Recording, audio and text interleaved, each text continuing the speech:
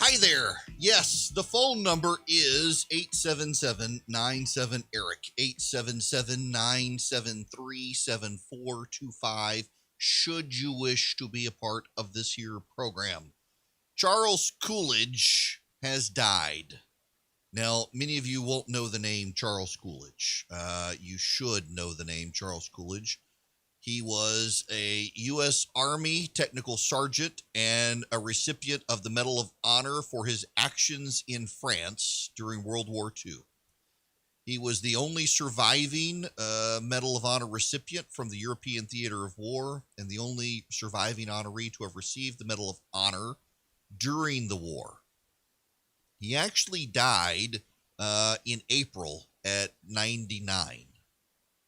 It's worth noting him and remembering him this Memorial Day because he was the last World War II Medal of Honor winner from the European theater to survive and passed away before Memorial Day.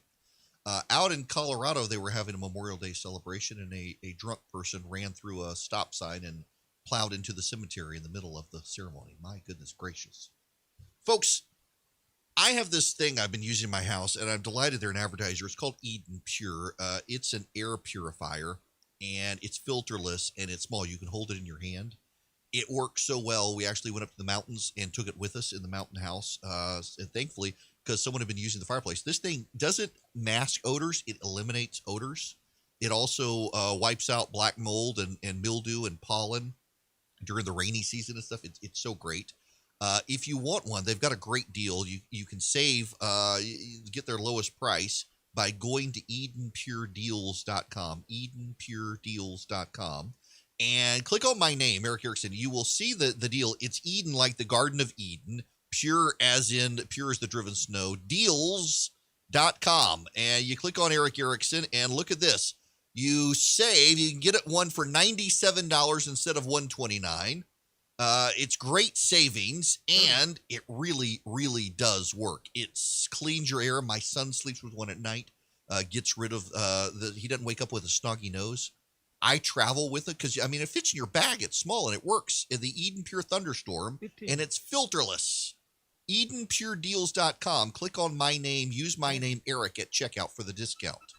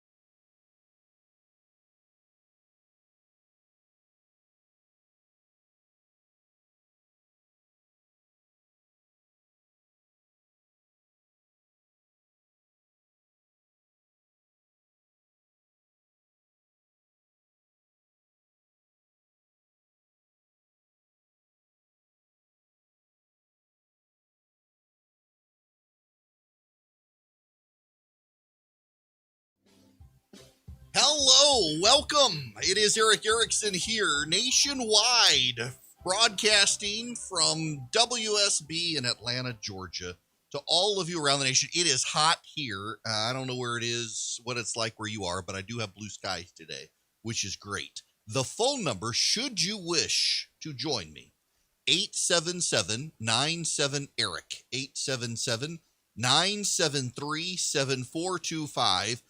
Natasha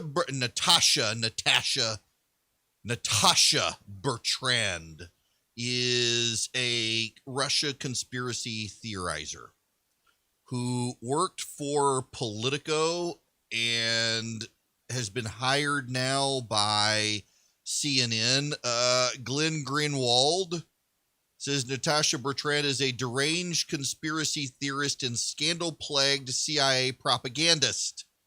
The most important axiom for understanding how the U.S. corporate media functions is that there is never accountability for those who serve as propagandists for the U.S. security state. The opposite is true. The more aggressively and reckless you spread CIA narratives or pro-war manipulation, the more rewarded you will be in that world. And goes on to point out that Natasha Bertrand has largely been fluffing up the so-called deep state. Natasha Bertrand bootstrapped the Steele dossier into an MSNBC deal, despite it being thoroughly debunked.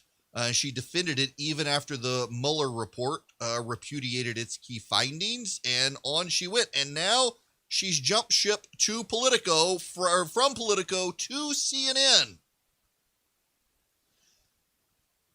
I have to get a little X-rated here, and I don't mean to, but it's I can't help it. The heavy breathing and the leg humping is just appalling.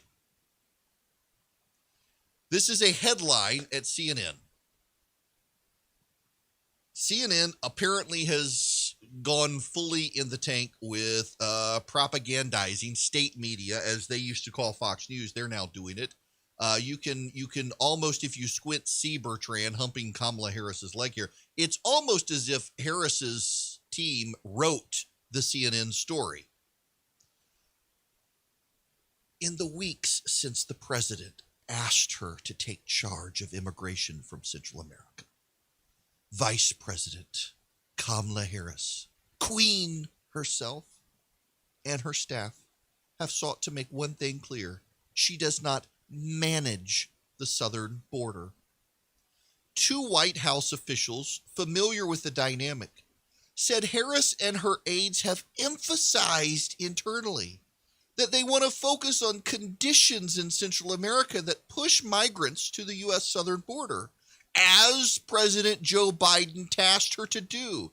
A record number of unaccompanied children crossed into the U.S. this spring, and the throngs of desperate minors present a heart-rending problem as well as a political one. Biden announced Harris's new assignment on March 24th, ahead of an immigration meeting at the White House State Dining Room, telling reporters he asked the vice president because she's the most qualified person to do it, to lead our efforts with Mexico and the Northern Triangle. After the announcement, Harris's aides appeared to panic, according to one of the officials, out of concern her assignment was being mischaracterized and could be politically damaging if she were linked to the border, which at the time was facing a growing number of arrivals. But another White House official pushed back on the sentiment, saying the team wasn't panicked. One of the officials said Harris appears eager for a portfolio that allows her to achieve political victories, especially in foreign policy, an area she's far less experienced than Big Joe. Instead, Republican critics and the media have portrayed her, notice, this is the media, talking about the media, have portrayed her new immigration role as a border assignment, potentially opening her up to criticism. Harris and her staff made it clear they want to focus narrowly on diplomatic efforts. In other words, Kamala Harris isn't up for the job, and so they've run to a leg humper at CNN to write an apologia for Kamala Harris. Oh, Joe Biden said she was in charge of the border, but what he really meant was she was in charge of diplomatic efforts in Guatemala, Honduras, and Nicaragua. They just failed to say that at the time. But now that the whole thing's a craptacular failure, they've got to do damage control. Kamala Harris's team could have written this itself. What's remarkable here is that they rely on anonymous, on-background sources at the White House to fluff up Kamala Harris. Is Harris one of the sources? They don't actually want to say. Internally, Harris has been intimately involved in the crafting of a regional strategy, communicating regularly with National Security Council officials. Cabinet members are also putting together proposals which Harris is expected to discuss, while in Mexico and Guatemala, a senior administration official previously told CNN. She'll have to approve this. We'll brief it to her. She'll make changes. And once she's ready to roll it out, that's what we're going to do. Okay, I'm sorry. I've got to read that quote again. She'll have to approve this. We'll brief it to her. She'll make changes. And then once she's ready to roll it out, that's what we're going to do. Have you learned anything from that sentence? We're going to brief Kamala Harris, and when she's ready to make up her mind, whatever she says is what we're going to do. Did you just learn anything from, because I don't know about you, I didn't learn anything from that. I mean, this almost seems like the Harris team itself wrote this story. Jeffrey Ingersoll, the editor-in-chief at the Daily Caller, points this out. Command messaging high up in the story, probably almost word for word what the Harris team wanted to convey. That really they were only responsible for Guatemala's, Honduras, and El Salvador. I said Nicaragua, it's El Salvador. Not quite like being on deep background sources to praise your boss. Harris, thought to be a leading Democratic candidate for 2024, should Biden not run for re-election, has not shied away from tough assignments and is engaged in and dedicated to her new role. A source told CNN. She's not shied away from tough assignments and she's engaged and dedicated to the new role, says a source. You know what's going to happen here. So Joe Biden says that Kamala Harris is in charge of the border. Joe Biden said Kamala Harris, it's her responsibility. And what has happened? It has been an unmitigated cluster. An unmitigated cluster. And she's got to distance herself from it because the media headlines have been too bad. She can't throw Grandpa Joe under the bus. She's not going to throw herself under the bus. So she's throwing the whole media under the bus by saying they misreported her role, and she's using a leg humper at CNN to do it. So, oh, yes, Kamala, please tell us how awesome you are. Please, Kamala, tell us more. Tell us how awesome you are. This is a White House reporter for CNN doing damage control for the Vice President of the United States who screwed up her border assignment. Now, here's the thing. Let's be charitable. Just bear with me here. Philip, you can cut this clip up for sure. Let's be charitable here. Let's presume the story's presupposition is accurate. CNN runs a fluffing story of Kamala Harris engaged in proverbial leg humping, saying everyone got it wrong. It's not really the border she's in charge of. It's dealing with the humanitarian crisis in Guatemala, El Salvador, and Honduras. That's what she's actually in charge of. Let's say everybody got it wrong, and Kamala Harris's real job is not to oversee securing the border, but to deal with the diplomatic issues in those three countries. Whose fault is it that they all got it wrong, including a national press that bends over backward to fluff up the Biden administration? I would submit to you that if everyone got it wrong, then Kamala Harris screwed up out of the gate. If everyone got it wrong, if everyone believed Kamala Harris's role was X and really it was Y, and it's the entire mainstream media that got it wrong, from NBC to CBS to the Washington Post to the New York Times, all of them got it wrong. They're not exactly hostile to Kamala Harris.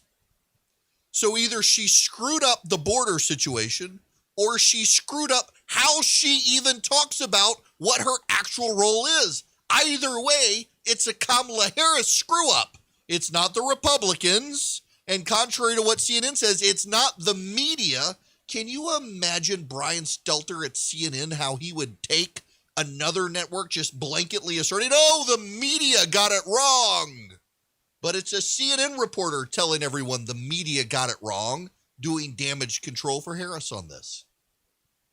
Either way, Kamala Harris screwed up. She either screwed up her role or she screwed up how she presented herself in the role, because Joe Biden said she was in charge of the border situation. And now she's like, hey, guys, I'm just diplomacy for Guatemala, El Salvador, Nicaragua, Honduras. That's it. Maybe Mexico, too. That's all. Not actually the border. Someone screwed up, but they're all inside the White House. And now they've got stenographers at CNN trying to do damage control for them by blaming the media, of all things, for getting Kamala Harris's role wrong.